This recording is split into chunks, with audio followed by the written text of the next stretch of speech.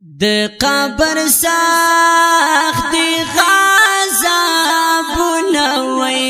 وای ګرانې مرجانې هر خوا لړمان ماران ګرځي نه وای ګرانې مرجانې بچیا ما درته وایل وای چې په غلطو او لارو ماګ د قدمونه وای بچیا ما یا مرجانې واس کوام افسوس وای قبر می تنگ دے کپ مکیگی گزارونه وای ګرانې مرجانې بچیا سکولی نشم وای کشکی زما وای په نصیحت تطللی وینا وای بچیا واورا مرجانې واخ می داسوانی وای شیطان ظالم او راته جوړ گزار چالونه وای ګرانې مرجانې بچیا څوک چې ګناهګار وای دستا په شان په دا تور قبر کې وینا وای بچیا څوک مرجانې وخت هیڅ نه تیریږي وای تورا تیار ده که تنهایی می زاوراوي نه وای ګرانې مرجانې بچیا دا خوستا جازه ده وای زما په قول دی او چې نه کړل عملونه وای زما په قول دی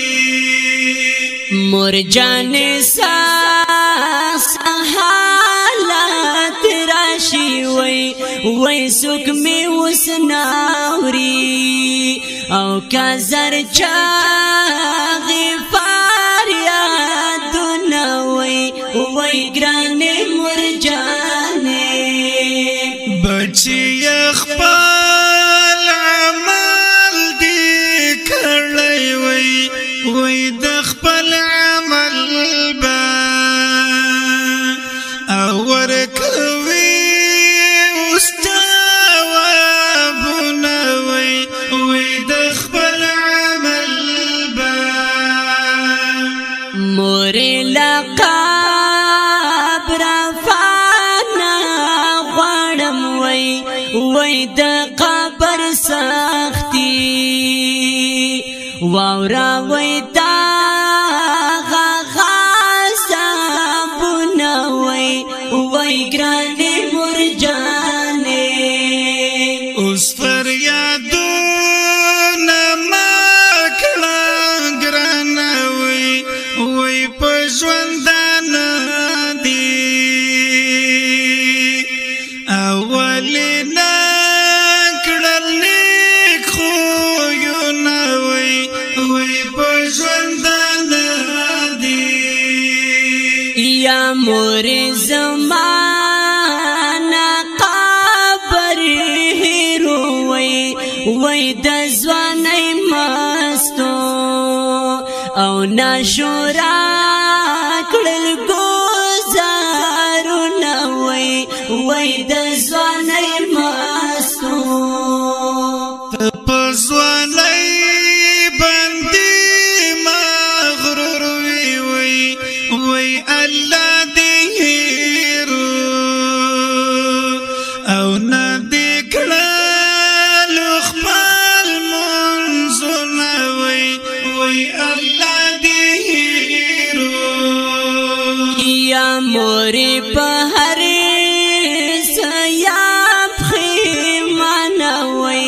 وای ناکر منکر تا او می ورنا